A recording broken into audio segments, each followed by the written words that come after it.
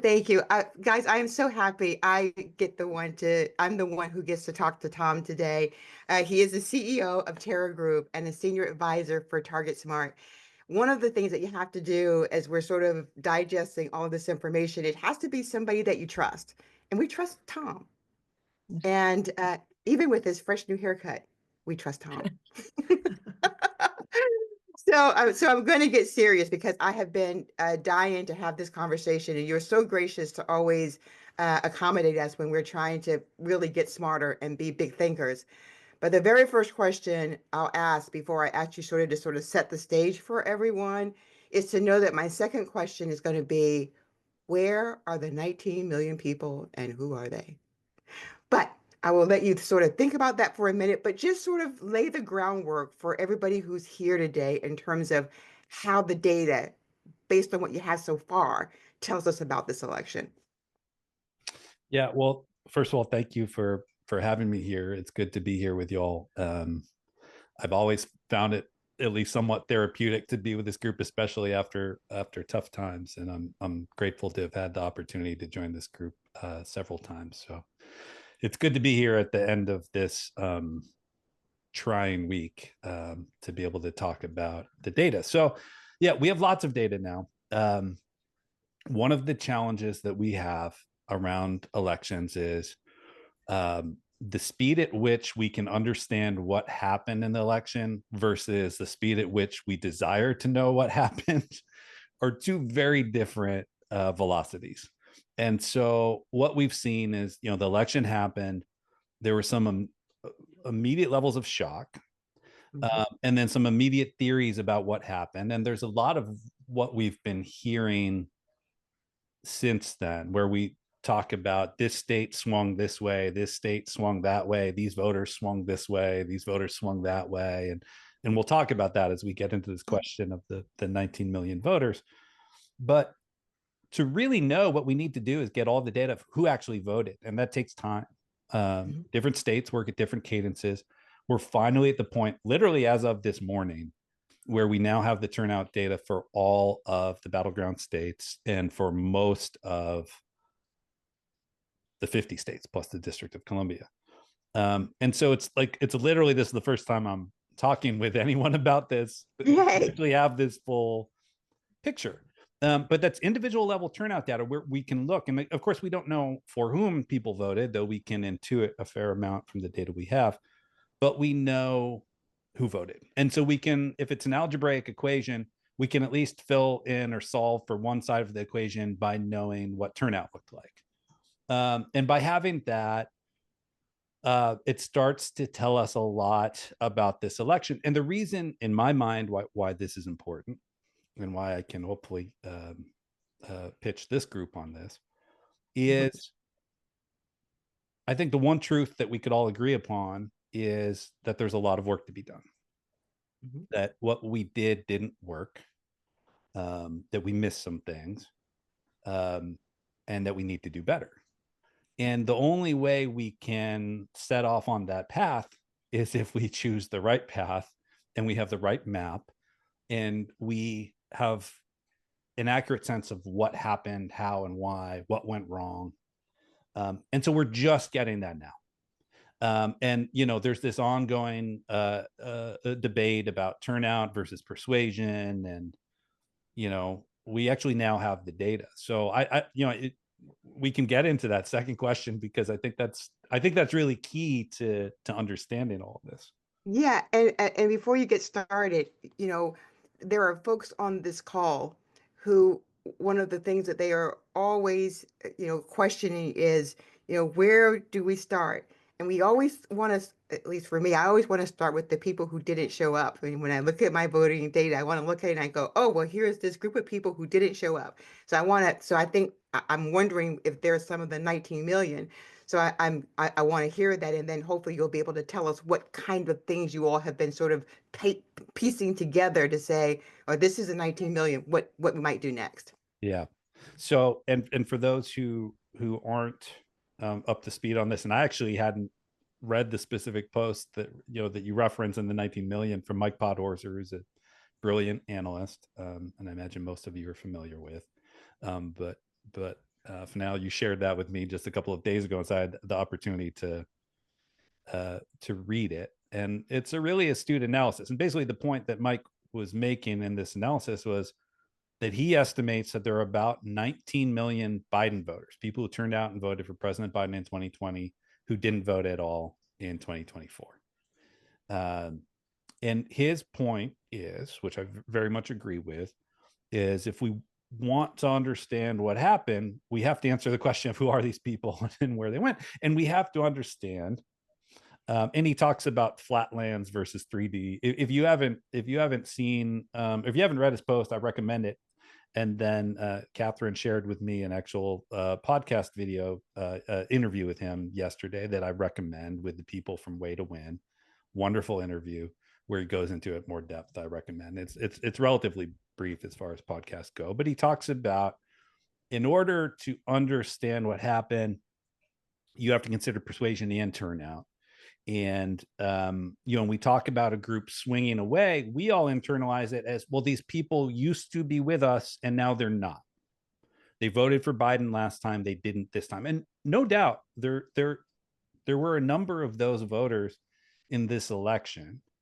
But when we talk about groups and states swinging, as we are finding in the data, and as this 19 million voter estimate would suggest, a huge portion of the swing from a victorious election in 2020 to falling short in 2024 was Democrats staying home. And as we look at the vote history data, as I said, we have the first look at all the battleground states as of this morning now. I can confirm for you that is what happened. I will say this: the 19 million vote number is a huge number. It's huge. Mm-hmm. Most of those voters, not just in terms of, look, there were 7 battleground states and then 43, 44 non-battleground states. So obviously most of them were in the non-battleground states. But even when you look at a proportion of the state, Democratic turnout was better in the battleground states than it was outside. That's an important point to make, but it wasn't good enough. So there still was a drop off. So if you think about the states that swung the most towards Republicans, towards Trump between 2020 and 2024, there are states that I don't think most people would have predicted. States like Maryland, where I am, New Jersey, Massachusetts, New York, blue states. And so you look at that and you say, again, I think a lot of people drew the conclusion that, well, it was woke Democrats. We were too woke. That the people in these states that have, quote, blue leadership were turned off by how woke Democrats were. And so they flocked to Trump. Well, now that we have the turnout data, I can tell you, no, they stayed home. They didn't flock anywhere. And look, that, I'm not saying that to excuse anything or to make anyone feel better about anything. That's something that should be troubling to all of us. It's a question we have to answer: is why did they stay home? Why did they not internalize the consequences? And I hope we can get into that in this conversation, because I think it's important. Again, the same thing happened in the battleground states, but it was much smaller. But there was one other key component of this, of why you had this bigger, this drop off, was voter registration. I looked at the Pennsylvania data this morning, and you look at the differences in turnout between 2020 and 2024. More people voted in Pennsylvania in 2024 than voted in 2020, first of all. That was something down election night. And actually, in most of the battleground states, raw turnout, total votes cast, was higher than 2020. Turnout as a percent of eligible population didn't quite keep up. So overall turnout in Pennsylvania was down by a fraction of a percent relative to 2020 when you look at registered voters. So Tom, let me just ask a really quick question, because I know this is probably is bugging Catherine. And that is all of the stuff that Elon Musk was doing in terms of getting people to come up. Do you think that had any impact on what you're saying now about, registration and people turning out? Maybe, maybe, and in the margins. But when you look at it, it wasn't just, Elon Musk engaged in the last few months in Pennsylvania. But when you look at the long tail, Democratic registration actually dropped in Pennsylvania over the 4-year period from 2020 to 24 by about 140,000, dropped 140,000 fewer Democrats. Republican registration increased by almost 200,000. And so, yes, Elon Musk was registering voters. He was paying people off with this $1 million bounty or whatever. So that appears to have had an effect. But this is something that started years ago, right after the 2020 election, and just sort of continued throughout. So to me, it speaks to a larger challenge among the Democratic Party and how we talk about our accomplishments. And that, I will say this, I think President Biden was an incredibly good and successful president. And I do believe that history will smile upon his presidency for the accomplishments that he had, which were many, especially given the partisanship and the narrowly divided Congress while he was president. But we as Democrats didn't talk about it. We didn't engage in these spaces where Republicans were engaging. And so people didn't think that. They didn't believe that to be true. And you see that in the data. Here's another sort of challenging of conventional wisdom that I'll throw out there that's apparent in the data. Pennsylvania added automatic voter registration, which is something that we as Democrats and progressives have been pushing for. And I don't want to say this is something that, we should throw this out, because I believe in greater participation.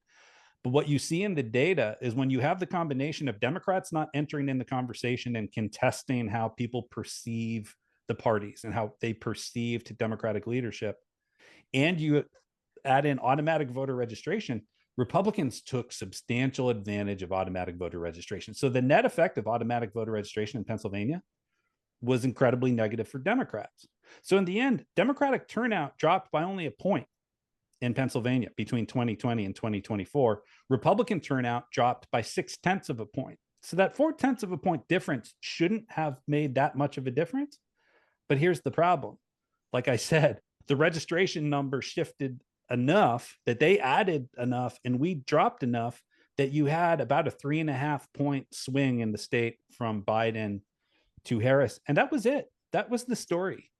So I have a question about that registration. And so here's my question, because I'm trying to figure out, and maybe this will be later, who these people were who started to register for Republicans. And so will you all have demographic data Yes. to sort of help show us? Because I think what I'd ask is, in terms of that demographic data, should tell us what our story should be that we're talking to people about when and where and how and who.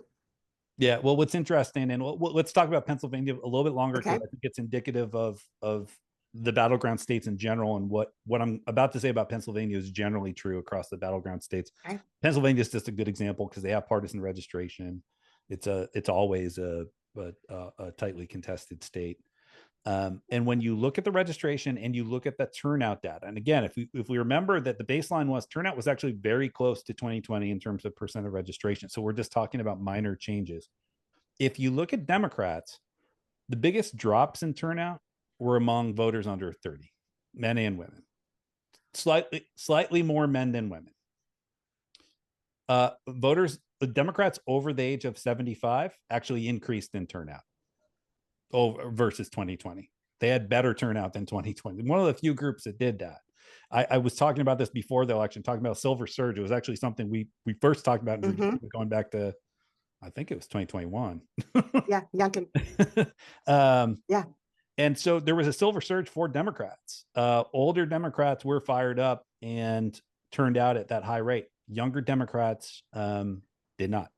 They just didn't. Again, the drop off wasn't massive. You're talking about 2.5 point drop off, but it was enough to allow Republicans an opportunity. If you look at Republican turnout by age, you see one thing that's the same and one thing that's different. So the best turnout group among Republicans relative to 2020 was also voters over the age of 75, but they didn't increase by as much as Democrats did. So Democratic seniors were more energized and motivated than Republican seniors. The difference was the next best turnout group for Republicans was voters under the age of 30. They actually matched their 2020 turnout in terms of percent of registration. But to your question of what was happening in registration, their registration had increased by a lot more. So young Republicans accounted for a larger share of the electorate. Here's one point that I think is important to keep in mind as well is we've heard a lot about the Trump campaign efforts to, I forget what people call it, the brosphere or whatever. Yeah, the Joe Joe Rogan Rogan, thing. Yeah. all that, Joe Rogan and all the podcasts like that, and all platforms like that, um, that were made to appeal to young men. Elon Musk is a big part of that. What was interesting to me is though young male Republican turnout was up, young women Republican turnout was actually up slightly more.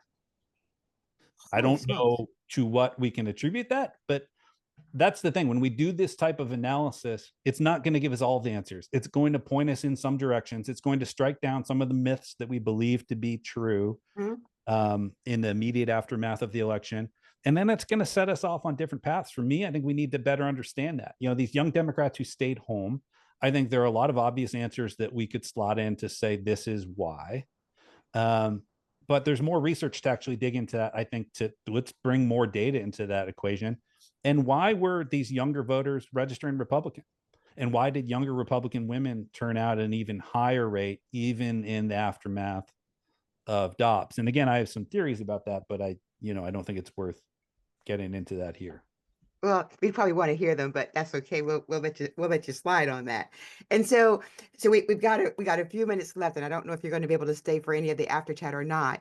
But what I'd love is, so we're all sort of feeling, I'm not rudderless because I feel like the places that you're pointing us to sort of look for guidance and answers are right.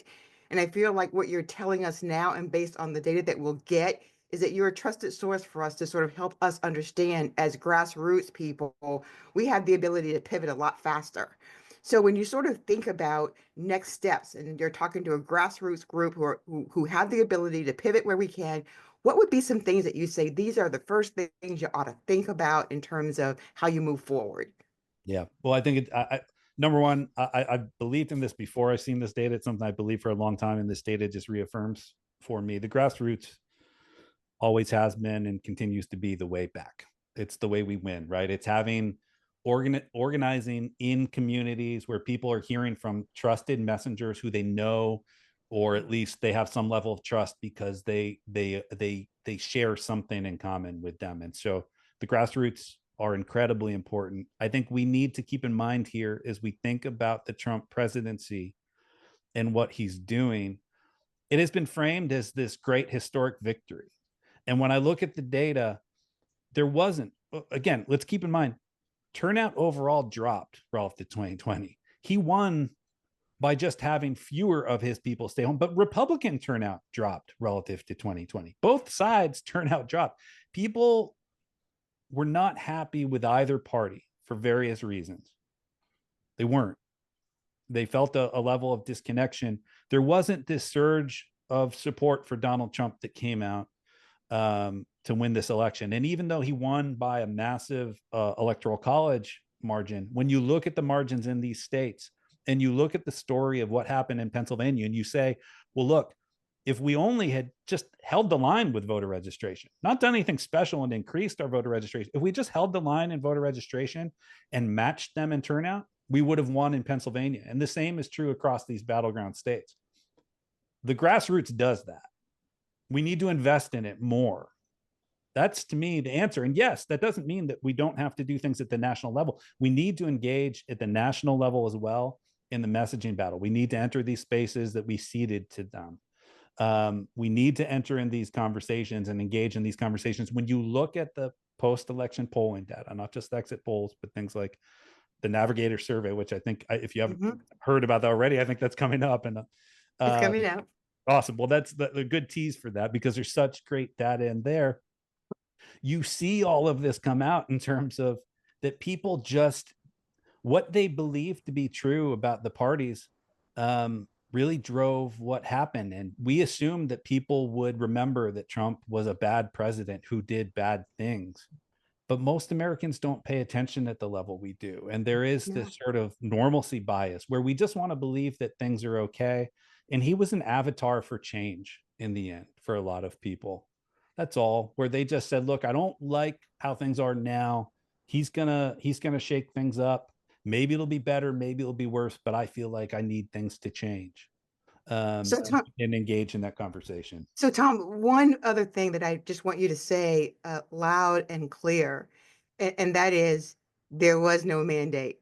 And I think that the media sort of right away sort of jumped into that narrative, but it's the one thing I try to say over and over and over again because that what should give people the courage that they need to do the work we need because they're thinking that they have all these people who are supporting these horrible, horrible, executive orders Right. and there's no mandate. So can you just talk about that for just a second before Yeah, Carrie no, comes on and I think that's that's absolutely right. Just in terms of the electoral landscape and what it would have taken to swing this election one way or another, this was not a landslide victory. It's not a mandate, and I want to reinforce this again and again and again as we think about the solutions and we talk about these groups that swung. I didn't talk about Latino voters, but even when we look at turnout from Latino voters as a whole did swing very much to Republicans.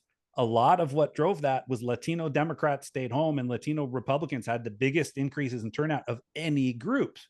And so, again, that's not to me speaking of a mandate for President Trump. It's a mandate for us as Democrats to figure out how do we engage these voters who voted for us last time to come back out. And again, I think that takes you down a very different path than some Democrats are going, where they're saying we've got to go towards Trump and the Republicans. We've got to work with him because he has this mandate. It's not there. The mandate is in re-engaging that base and bringing them back out. It doesn't mean that we can't do the persuasion work as well. We have to do both, and we can, and that's how we win. But we're all talking about the persuasion work. I think a lot of us are forgetting about the engagement work that The has. turnout work. So yeah, I'm Tom, not that talking about persuasion work. Go yeah, ahead, go ahead, now Catherine. give me one. I am so excited. I mean, just to listen to, and the important part of this and the piece is what we do with it, right? And the asking the right questions. And you told a really great story because what we see is elected people just making sometimes the wrong decisions, looking at just 55% turned out. They're looking at the flat, like we talk about just the numbers. Flatland.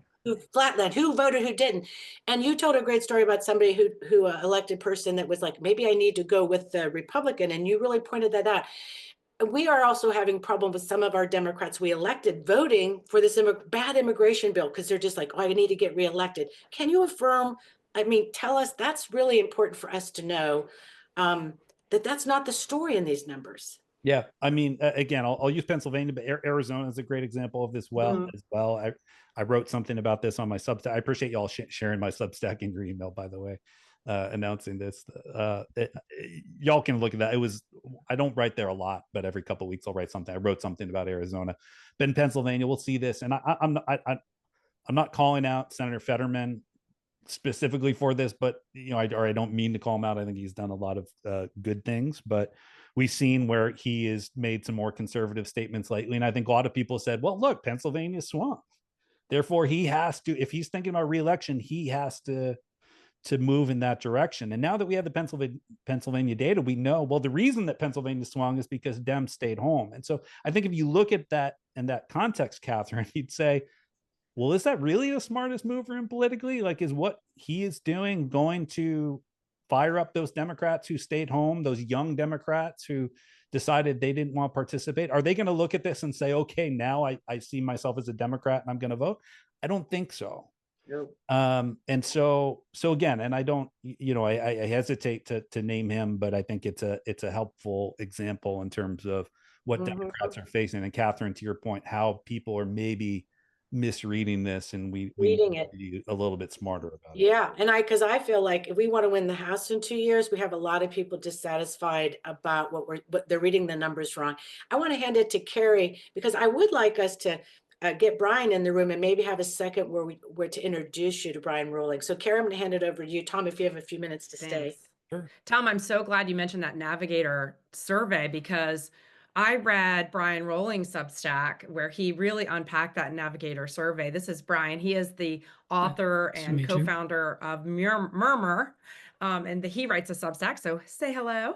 Yeah, and I actually, Brian, they shared your Substack with me, and I read, which I think is why it was front of mind. I love what you've done, so I'm looking forward. That to is beyond flattering because I've stolen from your Twitter feed multiple times in Substack. So thank you.